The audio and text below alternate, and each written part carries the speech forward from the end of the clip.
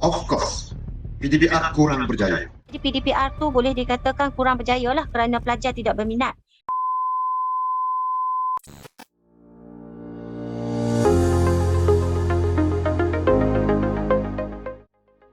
Nama saya Wan Azhar bin Wan Ahmad dan saya berumur 58 tahun dah.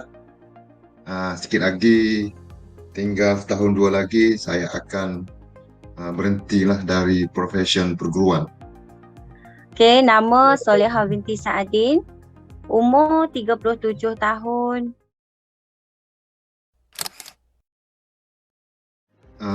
Saya ni anak kampung, belajar di sebuah sekolah rendah di kampung saya. Nama sekolah tu SK Kampung Sekolah di daerah Pasir Putih, Kelantan.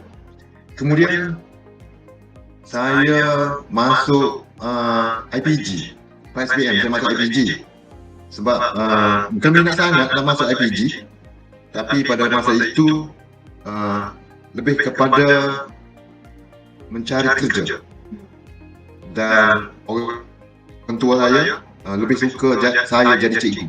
Maka saya pun masuklah IPG, keluar IPG pada masa itu 2 tahun setengah belajar, keluar jadi cikgu lah. Dan saya mula posting di tempat saya mengajar sekarang, SM Semerak. Saya posting di sana, belajar di sana, kemudian mula jadi cikgu pun di sana, di sekolah saya.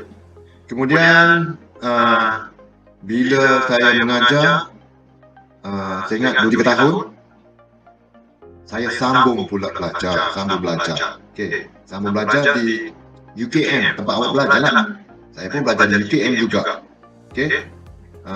Lepas saya sambung belajar di UKM selama 3 tahun, kemudian posting, masa itulah saya posting di SMK Pulau Tawau, Kampung Mat Kilah. Kemudian setahun di SMK Pulau Tawau, saya boleh transfer balik semula ke SM Semerak yang sekarang ni SMK Datuk Ismail, tempat saya mengajar. Jadi itu secara ringkas latar belakang saya. Okey, latar belakang ni kalau ikutkan berasal daripada negeri Kedah, menetap sekarang di Kepala Batas. Okey, status sekarang dah berkahwin dan mempunyai 3 orang cahaya mata. Tahap pengajian tertinggi, okey, berjaya melanjutkan pelajaran di Universiti Pendidikan Sultan Idris, UPSI selama 4 tahun dan mendapat ijazah Sarjana Muda Pendidikan Kemahiran Hidup. Major Pendidikan Kemahiran Hidup dan minor MPV, mata pelajaran vocational. Okey, pengalaman dalam profesi perguruan. Okey, telah berkhidmat di 4 buah sekolah. Sekolah yang pertama adalah di negeri Johor pada tahun 2012, iaitu di SMK Tasik Utara 1, dan pada tahun yang kedua iaitu tahun 2013, okey, berada di SMK Methodist Pulau Pinang. Okey, dan sekolah ketiga selama 8 tahun di SMK Tun Hussein On, Seberang Jaya, Pulau Pinang. Dan sekarang bersekolah di bertukar sekolah keempat ni dalam tahun ni di SMK Chuling, Pulau Pinang.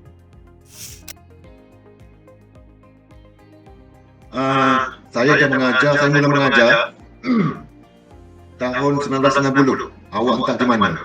Awak tak ada, tak wujud lagi awak. Okey. Saya mula mengajar tahun 1990 di SM Semerak. Kemudian sehingga sekarang ni saya sudah jadi cikgu lebih daripada 3 tahun lah. Sebab tu saya dah mula rasa nak stop lah jadi cikgu ni, bagi ruang kepada anak-anak muda-muda yang lebih kuat, bersemangat untuk jadi cikgu. Bila jadi cikgu ni, semua kerja kena buat. Daripada seorang cikgu, bila anda dah kahwin, ada anak, anda juga jadi ibu ataupun ayah. Kemudian di sekolah, anda akan jadi cikgu, jadi jururawat, anda akan jadi kerani, anda akan jadi pemandu, anda akan jadi jurulatih. Itu semua menjadi sebahagian daripada tugasan cikgu yang menuntut kepada komitmen dan juga kesabaran.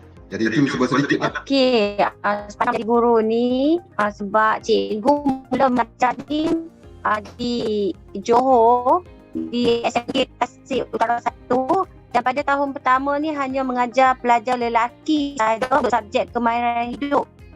Okey, subjek kemahiran hidup ni sekarang bertukar pada RBT. Okey, jadi di sekolah kedua dan ketiga sempatlah mengajar dalam 2 atau 3 subjek kemahiran hidup sebelum bertukar kepada RBT. Dan dalam subjek RBT ni dia ada dua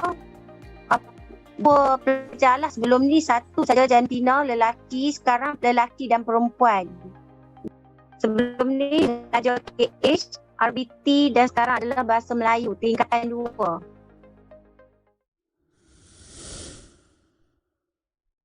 Adakah cikgu terlibat dengan PDPR semasa PKP? Memang iyalah. Semua cikgu terlibat dengan PDPR semasa PKP. Bukan saya seorang, malah semua cikgu. Ya, terlibat sepenuhnya.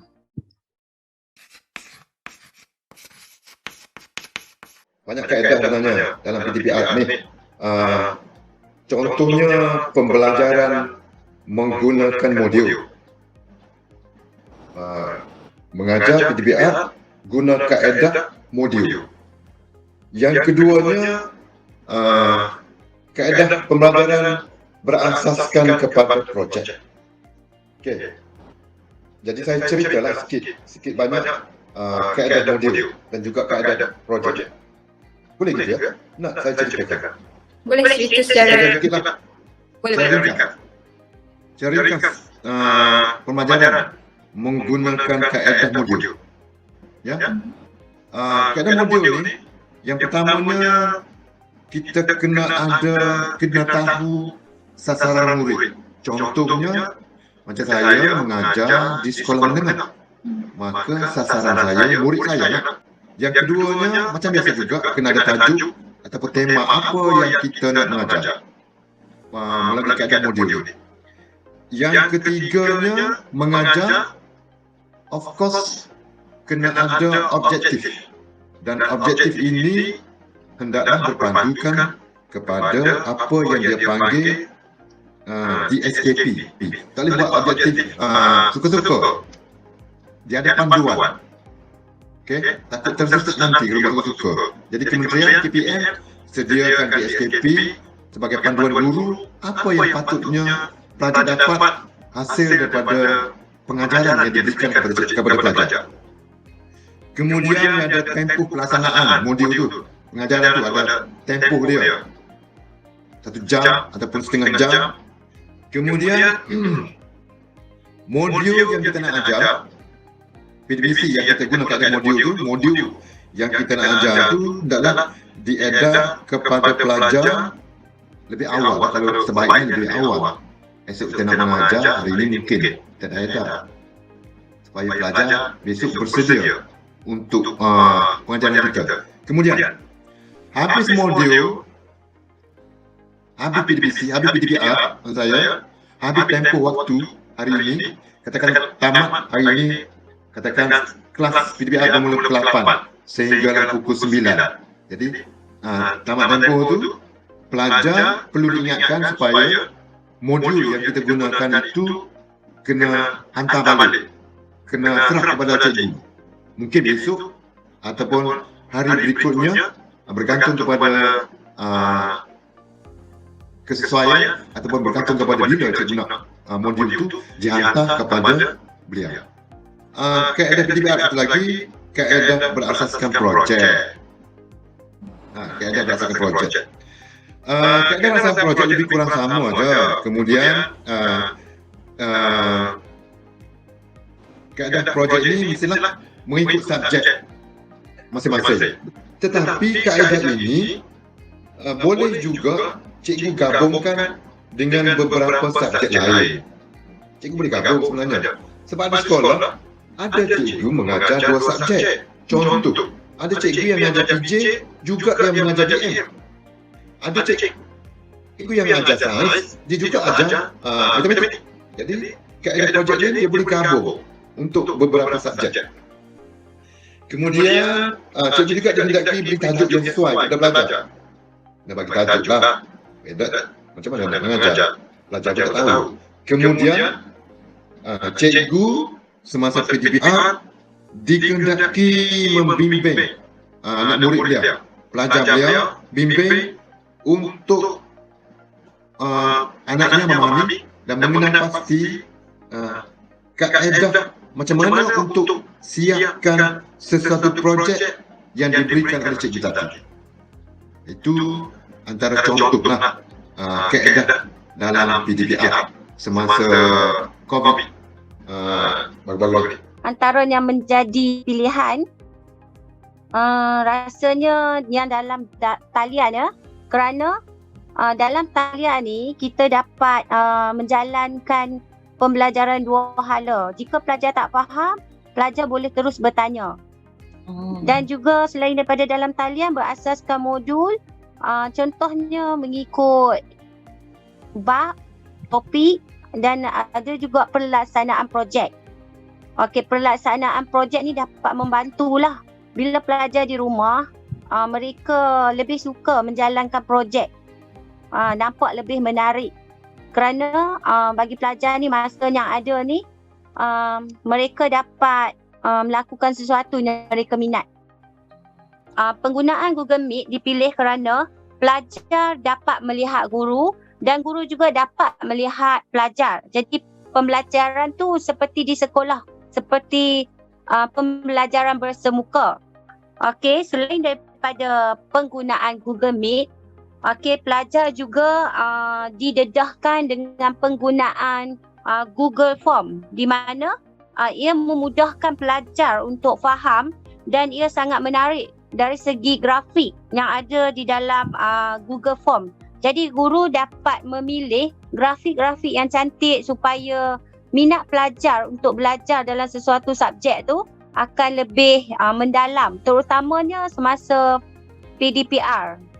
Dan seterusnya, selain daripada Google Meet dan Google Form, antara platform lain yang digunakan adalah Google Classroom ataupun GC.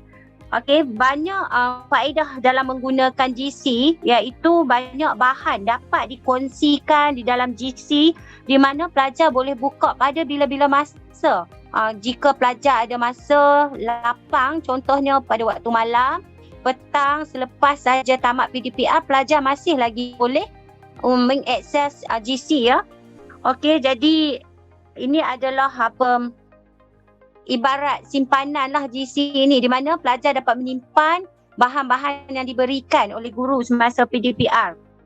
Banyak perkongsian daripada guru-guru ya semasa PDPR dijalankan. Bukan setakat semasa PDPR sahaja. Bahan yang dikongsikan oleh guru-guru itu dapat digunakan sehingga sekarang.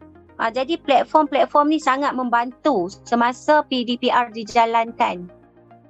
Komunikasi dilakukan secara aktif, iaitu dua hala antara guru dan juga pelajar.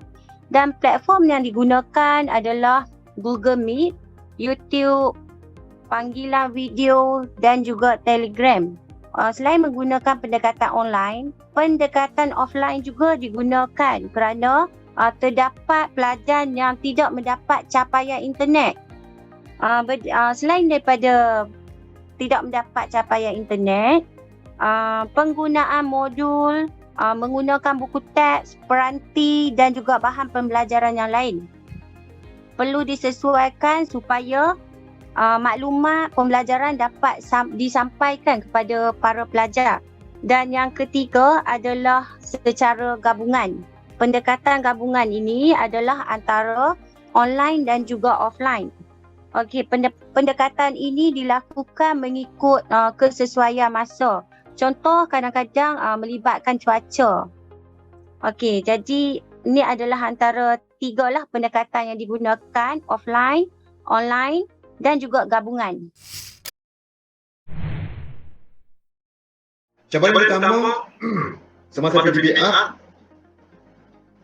tiada gadget. Ya, terdapat cabaran juga semasa menjalankan PDPR.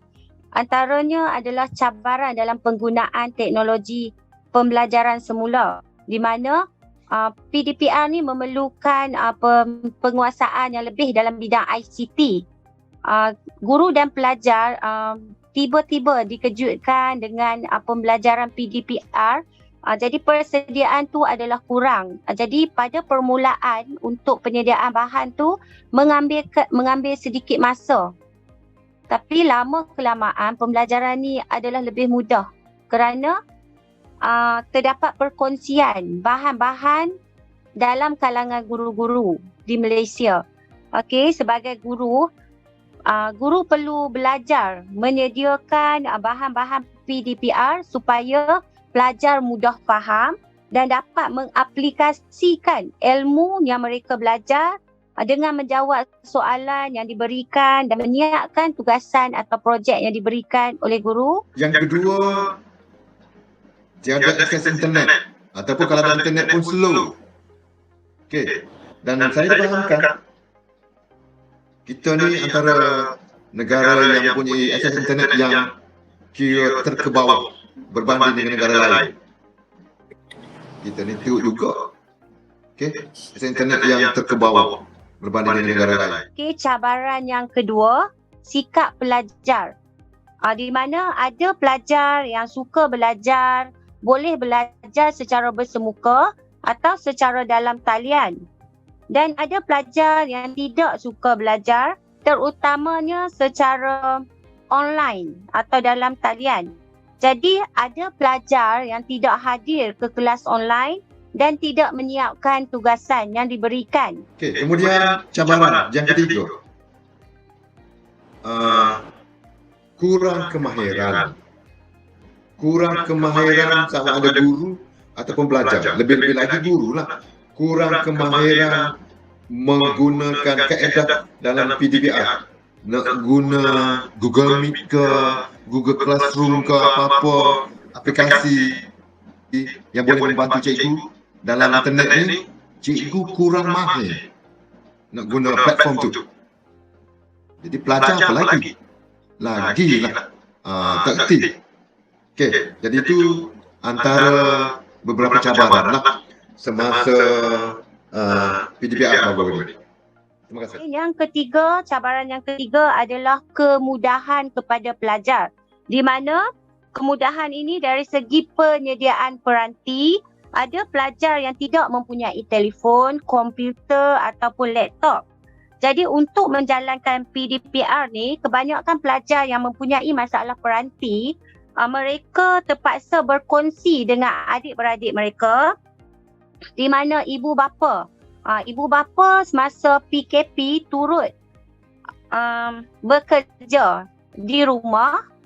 Jadi penggunaan peranti tu berkongsi. Jadi ini adalah salah satu masalah dan juga cabaran kerana pembelajaran ni bermula mengikut jadual. Okey, jadi contoh ada pelajar tu ada adik darjah 3. Okey, pelajar tingkatan 2. Jadi waktu pembelajaran adalah sama, bermula pada pukul 8.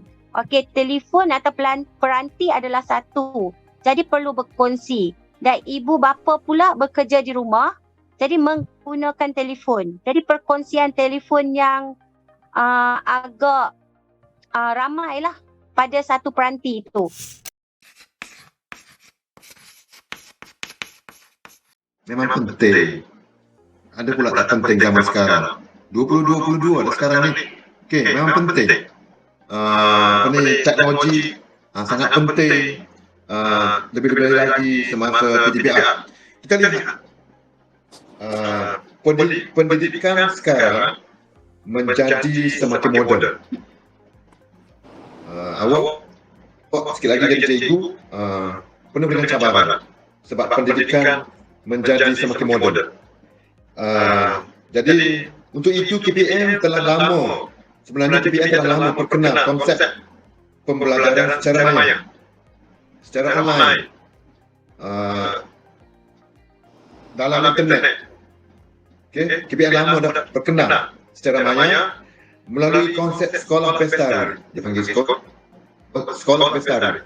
Nak jadi cikgu kena selalu dengar sekolah pelestari. Okay? KPM telah perkenalkan tahun 1996 lagi konsep sekolah bestari serta pembestarian sekolah bestari, dan dia nak jadikan sekolah ni sekolah bestari, perkenalkan konsep pembestarian sekolah. Untuk itu, selaras dengan itu, KPM sediakan laman web ataupun dia panggil laman kalau di sekolah sebelum ni terkenal dengan laman Frog VLE. Frog kata Frog VLE. Dia perkenalkan laman Frog VLE sebab dalam tu ada macam-macam kemudahan yang cikgu boleh rujuk untuk cikgu ambil bahan untuk buat pengajaran. Kemudian konsep ini berkembang dan akhirnya diterima oleh masyarakat, oleh ibu bapa, selari dengan penularan COVID-19. Kita COVID mula menular penghujung tahun 2019. Okay. Dan sekarang ni selaras itu KPM perkenalkan pula Pelantar Pendidikan Digital Educational Learning Initiative Malaysia, ataupun lebih dikenali kalau di sekolah, di kementerian, di mana-mana yang berkaitan dengan pendidikan, lebih dikenali dengan Pelantar Delima, DELIMA, DELIMA. Kalau lagi di mana-mana kena kadang-kadang kita selalu kena gunakan DELIMA ni. Cikgu diarahkan guna DELIMA. Okey, kalau ada apa-apa mesyuarat pun kena guna DELIMA. Yang kesemuanya ini KPM perkenalkan bertujuan membantu ataupun memudahkan guru menyampaikan PDPC, maka dia sediakan pautan link, ada link pula kepada Google Classroom. Dalam DELIMA tu ada Google Classroom pula. Ini perlu kemahiran ni.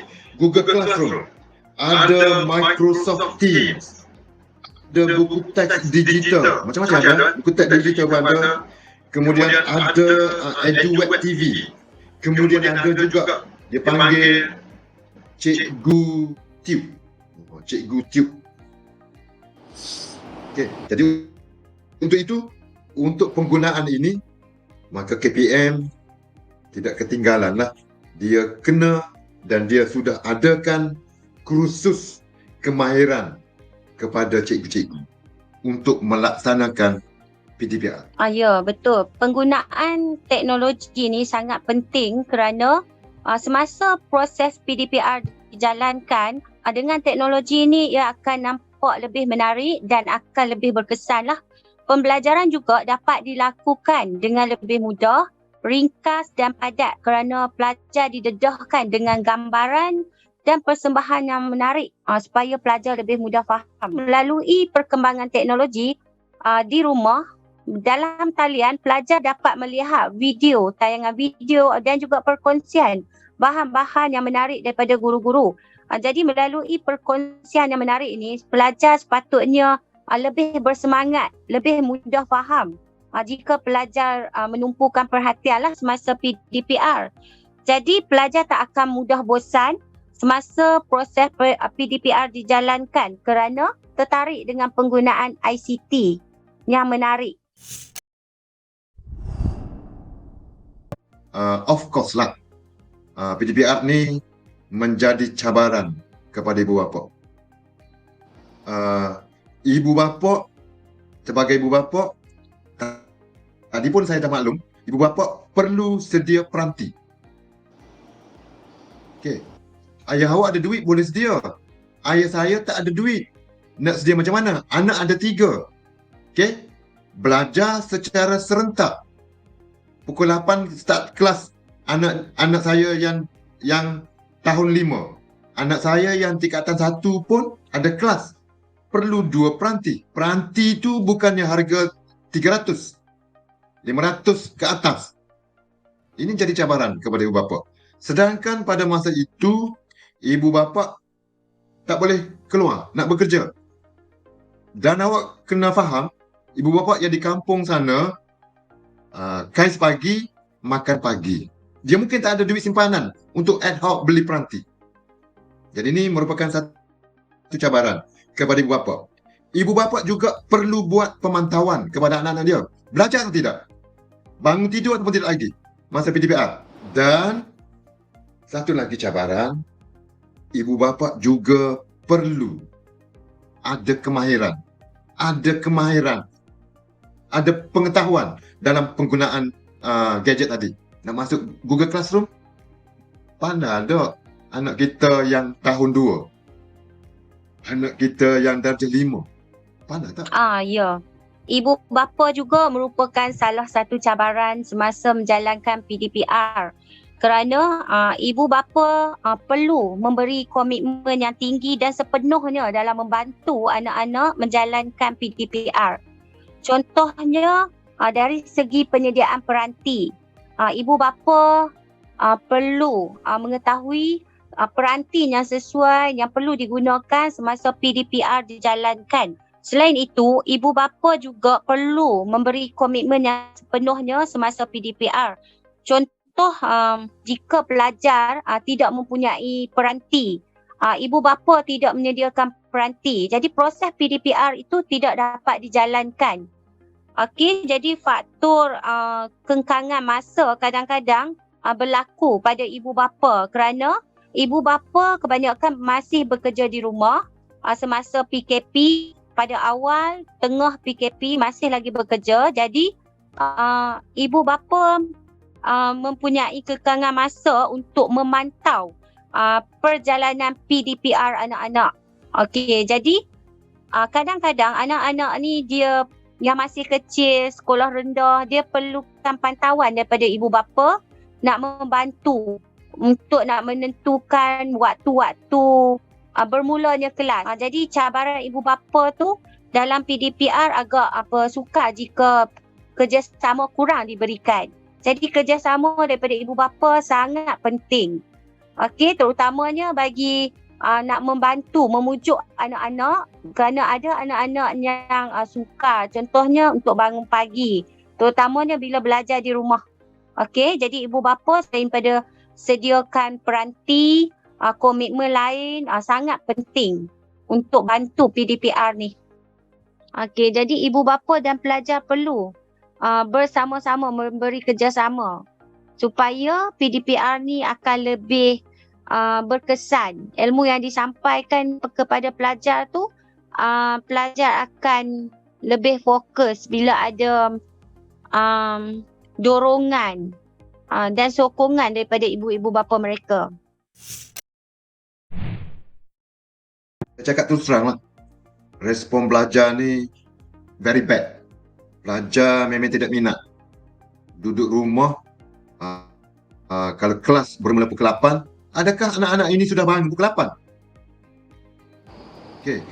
Kalau ada pun satu kelas, katakan kelas seramai, biasa di sekolah saya, kelas ramai 25 orang, satu kelas. Yang bangun, yang masuk kelas, yang respon masa PDPR pukul 8 tu mungkin 10 orang. Daripada 25 orang, respon biasa 10 orang dari satu kelas. Pelajar dikatakan tidak berdisiplin. Pelajar tidak komited. Pelajar tidak minat. Dia berkait dengan cabaran tadi. Tiada gadget. Tiada kemahiran. Tak sekolah bersemuka. Duduk di rumah. Boleh bangun suka hati. Sebab dia berkaitan dengan disiplin, dengan komitmen ibu bapa, dengan pemantauan ibu bapa. Anak dia tak bangun lagi.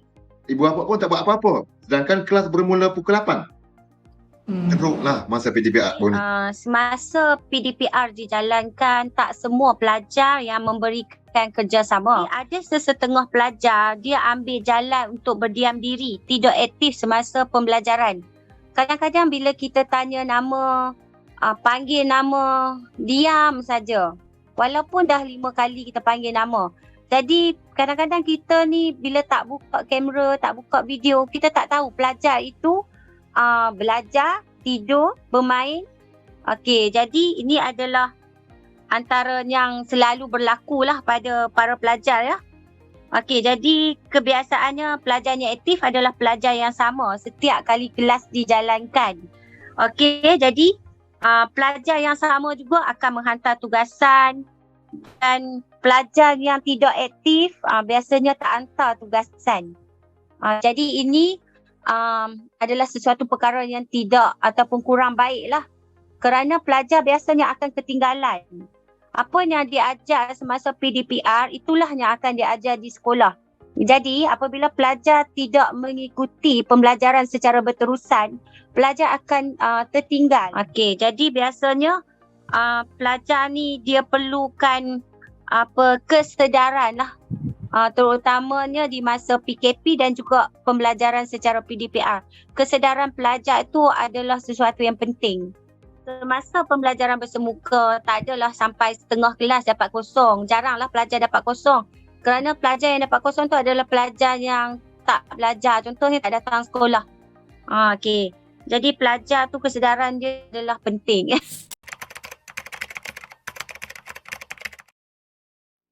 Memang betul lah.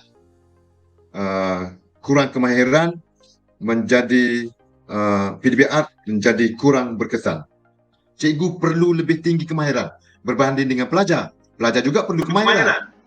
Bukan cikgu saja, tapi cikgu perlu kemahiran yang lebih tinggi. Kalau tidak, pelajar akan jadi kurang minat. Ataupun guru kalau kurang kemahiran, dia sendiri tidak dapat sampaikan objektif pengajaran. Nak mengajar itu mungkin terbantu. Ataupun guru sendiri akan rasa tertekan kerana kurangnya kemahiran yang ada dalam dirinya. Faktor kekurangan kemahiran teknologi maklumat bukanlah faktor PDPR itu tidak berkesan.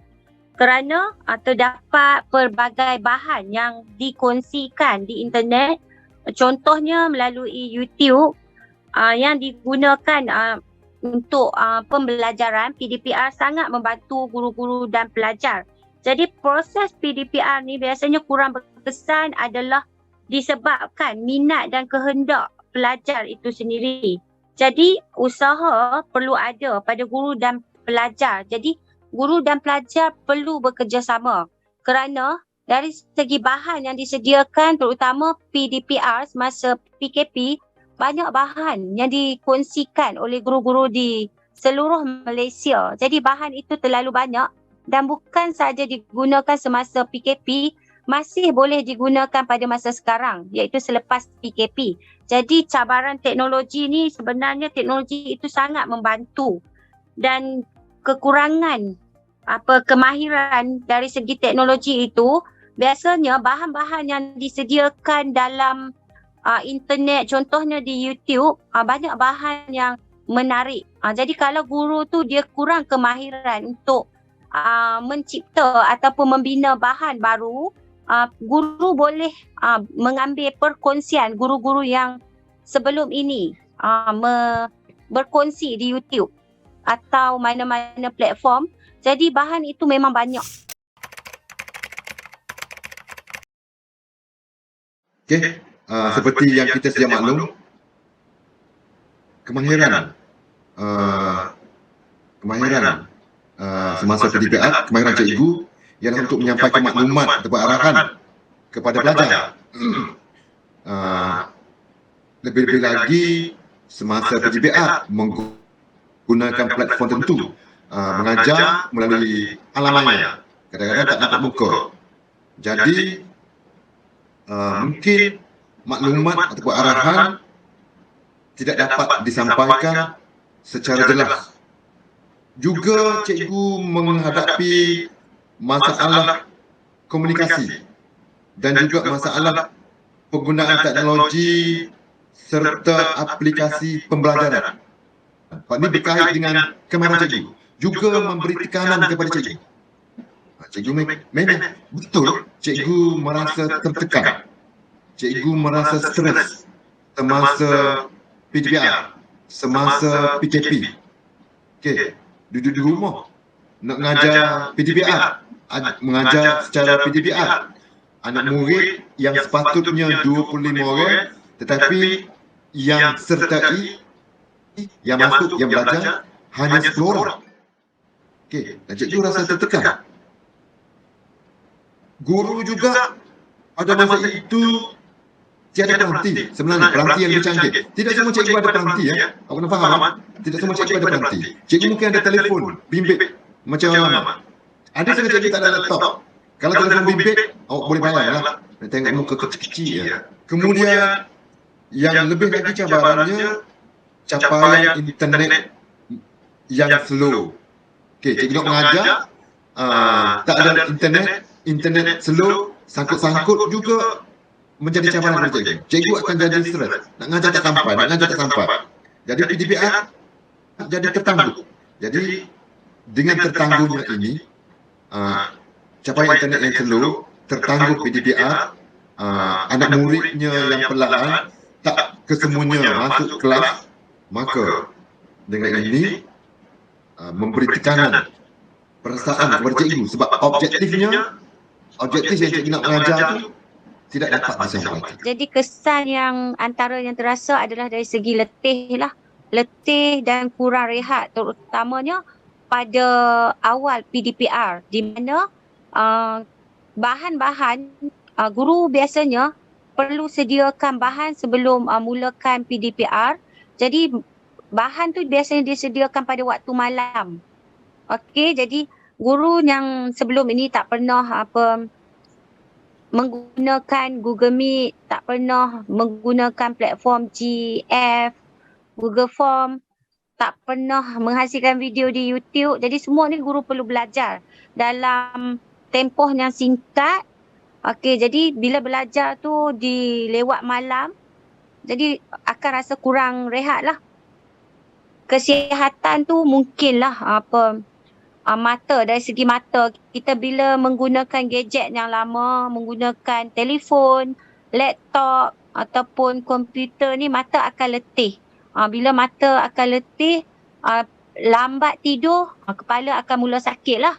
Okey, jadi selain daripada cabaran dari segi kesihatan, waktu PDPR anak-anak juga menjadi cabaran untuk menyiapkan tugasan mereka lah. Okey, jadi itu adalah dari segi mental, kesihatan mental di mana sebagai guru dan juga ibu kita perlu kuat. Okey, dari segi kesihatan mental kerana selain daripada mengajar kita juga mendidik anak-anak di rumah. Okey, jadi antara kesan kesihatan tu memang ada.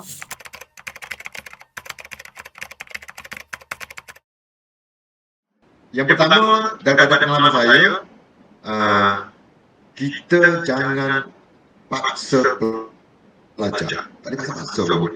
Okay. Dia cakap, saya kena COVID cikgu, saya demam cikgu, saya sakit tekak cikgu, ataupun dia cakap, keluarganya kena COVID.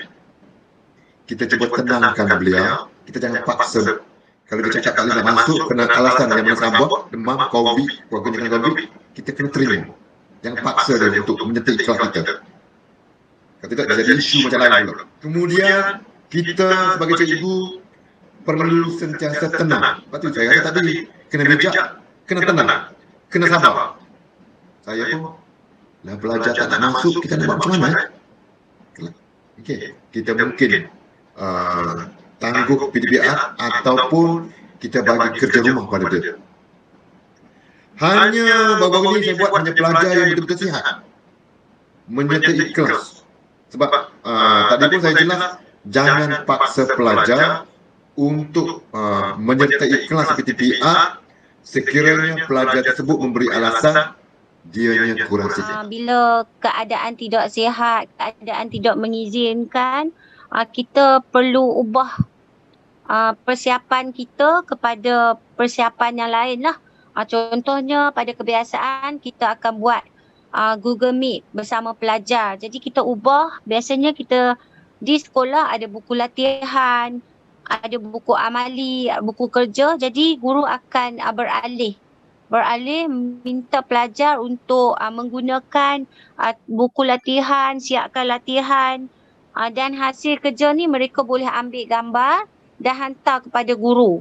Dan jika guru dah sihat, jadi bolehlah mula menyemak tugasan-tugasan yang dihantar kepada guru. Jadi pelajar kadang-kadang bila kita minta dia hantar hasil kerja dia yang dia buat sendiri, tangkap gambar, jadi dia lebih berminat ya. Pelajar biasanya suka benda-benda yang baru. Jadi perkongsian tu sentiasa ada. Jadi keadaan pembelajaran tu kadang-kadang kita perlu sesuaikan ikut keadaan pada hari kita menjalankan PDPR. Of course, PDPR kurang berjaya. Kita boleh lihat sekarang. Bila buka saja sekolah secara bersemuka, pelajar datang kosong.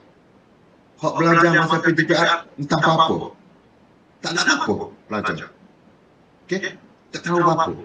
Dia cakap dia belajar. Sebenarnya dia tidak belajar. Okey. Suatu PDPR kurang berjaya.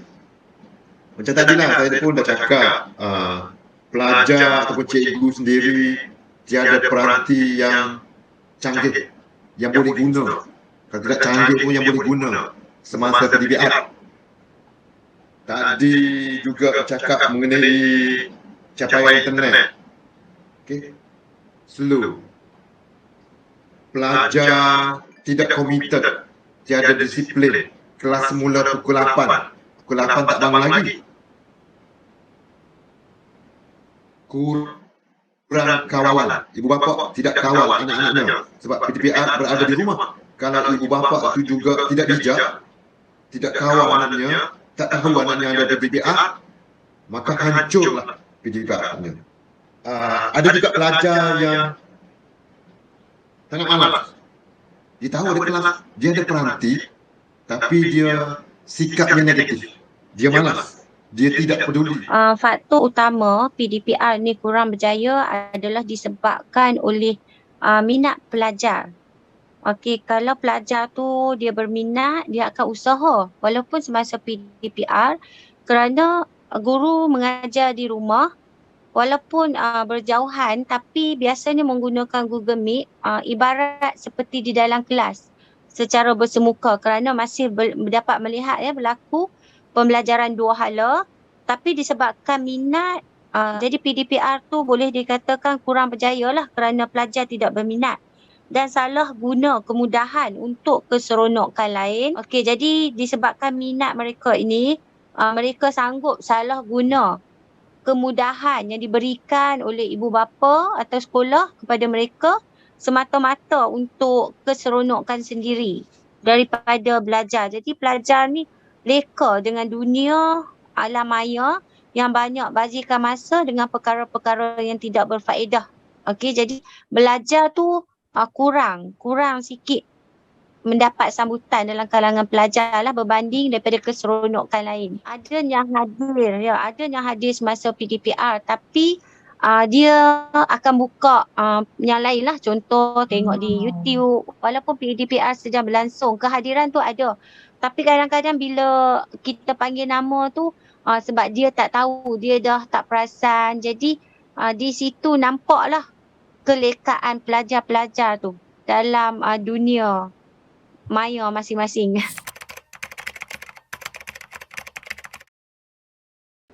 Kalau tak ada alternatif lain, of course boleh lah. Nak buat macam mana? Okay? Sebab setakat ni, inilah saya rasa cara yang terbaik. Sebab kalau COVID, semua orang tak boleh bergerak. Dan kita tak boleh biarkan pelajar tidak belajar. Nanti semua masyarakat akan datang, akan jadi macam mana? Bodoh lah. Kecuali lah dengan kemajuan teknologi, kita ada kaedah lain selain daripada PDPR. Okay, jadi PDPR adalah langkah ataupun jalan yang terbaik untuk pembelajaran anak.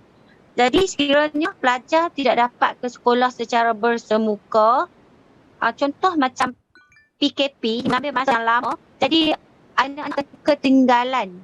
Okey, jadi contoh biasanya pelajar tingkatan 1 umur 13 tahun. Jadi bila PKP ini pelajar tidak belajar, jadi dia akan ketinggalan untuk belajar bahan ataupun mata pelajaran yang memang sepatutnya belajar di tingkatan 1. Dia perlu belajar secara berterusan, walaupun sikit tapi secara berterusan. Dan melalui PDPR juga, jika pelajar tidak faham, pelajar boleh terus bertanya pada guru.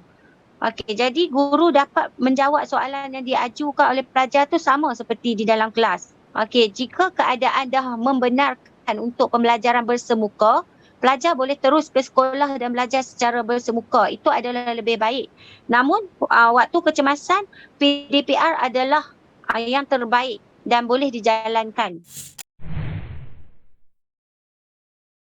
Penambahbaikan yang boleh dilakukan oleh para guru semasa PDPR. Yang pertama, penambahbaikan tingkatkan kemahiran. Cikgu-cikgu, lebih-lebih lagi cikgu muda yang minat, yang mahir, boleh tingkatkan kemahiran dan juga pengetahuan penggunaan kaedah-kaedah yang lebih baik di alam maya ini. Yang kedua, kena ada peranti yang lebih baik, yang lebih canggih. Mungkin KPM boleh sediakan peranti kepada cikgu-cikgu. Okey. Ataupun juga sediakan peranti kepada pelajar. Tak usah sedialah kepada cikgu, pada pelajar lah sedia. Cikgu mungkin dia ada duit, tapi kalau sediakan kepada cikgu, baik. Bagi motivasi kepada cikgu untuk lebih komited semasa PDPR. Juga kena baiki capaian internet. Kerajaan ambil inisiatif, kalau PDPR lagi, semua kena upgrade capaian internet. Cikgu juga perlu kepada kesabaran. Cikgu perlu kepada komitmen. Nak tambah baik ni, kena fikir kita mesti bersabar dengan PDPR, dengan kerana pelajar tak masuk, tidak sertai. Perlu bersabar dan cikgu perlu komitmen, dan akhirnya cikgu sendiri perlu memotivasi dirinya sendiri. Kalau cikgu tak ada motivasi, macam mana dia nak memotivasikan anak muridnya untuk menyertai kelas, untuk masuk PDPR? Thank you. Dari segi penambahbaikan, yang penting dan perlu adalah, antaranya adalah semua pihak perlu bekerjasama, iaitu dari segi pihak kerajaan, Kementerian Pelajaran, ibu bapa dan juga sekolah.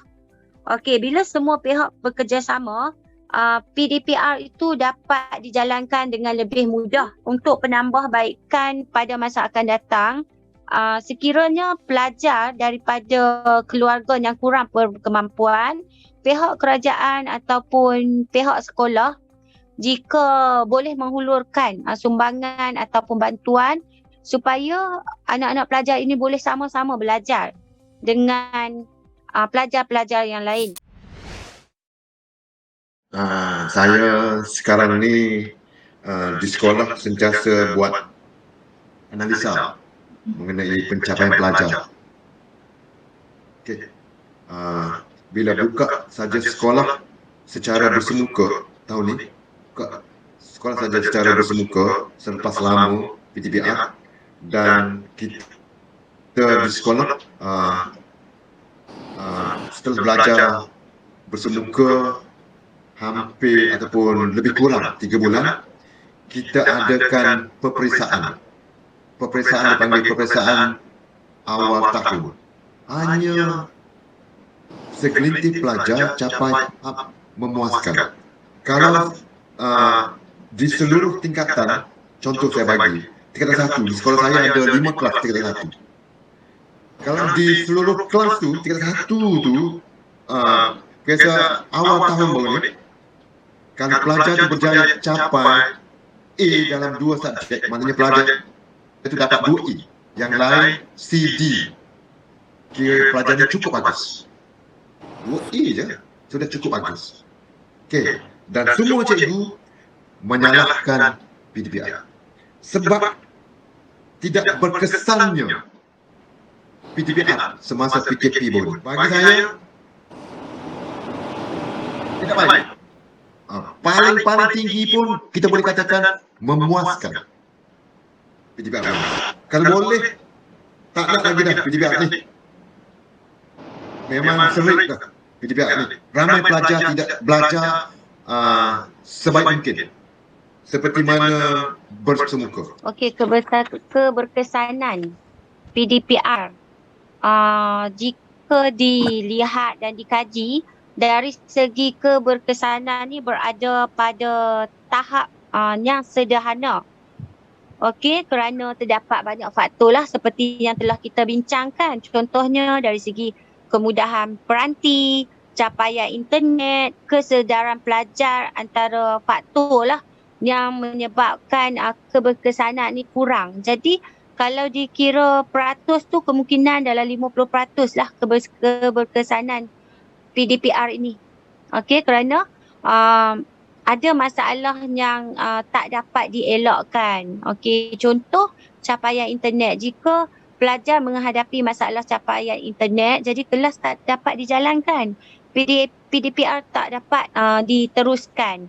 Jadi pelajar tu mungkin akan menghadapi masalah lah untuk faham proses pembelajaran yang telah berlangsung. Jadi pelajar ni kalau memberi penumpuan yang sepenuhnya semasa PDPR, mereka mungkin akan lebih cemerlang. Kerana belajar semasa PDPR ni sebenarnya adalah sesuatu yang baik kerana pelajar ni dekat dengan teknologi. Dengan teknologi ni pelajar boleh melihat pelbagai yang tiada di dalam kelas. Okey, jadi kesedaran pelajar tu penting lah supaya ilmu yang disampaikan ni berterusan.